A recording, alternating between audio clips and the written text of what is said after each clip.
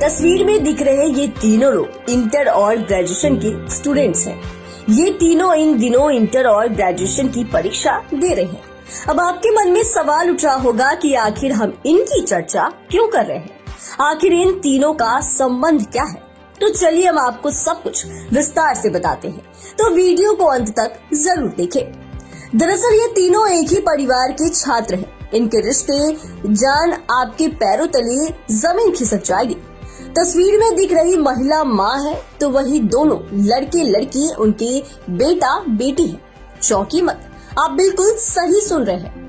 दरअसल ये खूबसूरत तस्वीर रोहतास जिले से आई है, जहाँ बेटा बेटी के साथ माँ भी परीक्षार्थी बन परीक्षा दे रही है।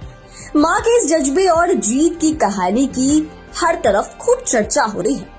आपको मालूम है कि इन दिनों रोहतास में ग्रेजुएशन पार्ट 1 और इंटरमीडिएट की परीक्षा चल रही है। इन परीक्षाओं में एक माँ भी अपने बेटे और बेटी के साथ शामिल होकर बेजोड़ सामाजिक मिसाल पेश कर रही है। माँ, बेटी और बेटे की यह आकर्षक जोड़ी रोहतास जिले के संझौली प्रखंड की सुसारी गांव की है। वीर कुंवर सिंह विश्वविद्यालय द्वारा आयोजित स्नातक पार्ट 1 की परीक्षा में सुसारी के पूर्व सरपंच उत्तम कुमार की 18 साल की बेटी तन्वी पटेल कॉलेज विक्रमगंज परीक्षा केंद्र में शामिल है, तो वहीं तन्वी की मां प्रतिमा कुमारी भी अपने 17 वर्षीय बेटे ऋषभ के साथ इंटरमीडिएट की परीक्षा दे रही है। हालांकि मां बेटे का परीक्षा केंद्र और विषय अलग अलग है। मां इंटर कला की परीक्षा में उच्चतर माध्यमिक विद्यालय डलिया में परीक्षार्थी है, जबकि बेटे का परीक्षा केंद्र सासाराम के संत अन्ना विद्यालय है।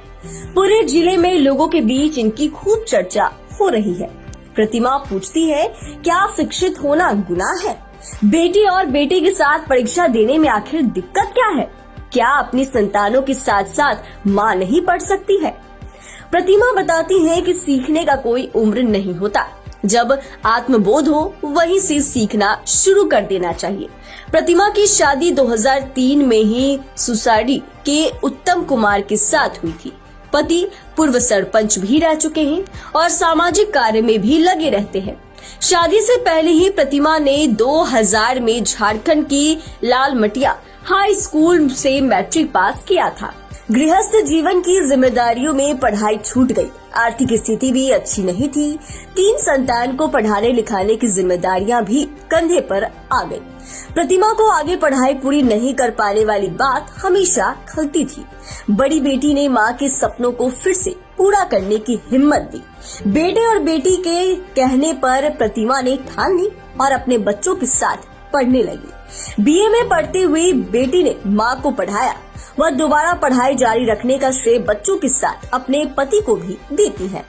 प्रतिमा कहती है कि मैं 22 साल बाद दोबारा कॉलेज जाने को लेकर काफी डरी हुई थी, पर कुछ दिनों बाद अच्छा लगने लगा। बेटी कहती है कि भाई के साथ माँ भी पढ़ी और आज हम दोनों भाई बहन माँ के साथ साथ परीक्षा भी दे रहे हैं। प्रतिमा बताती है कि नौकरी के लिए अब तो उम्र भी नहीं बची है, लेकिन पढ़े लिखे होने का मान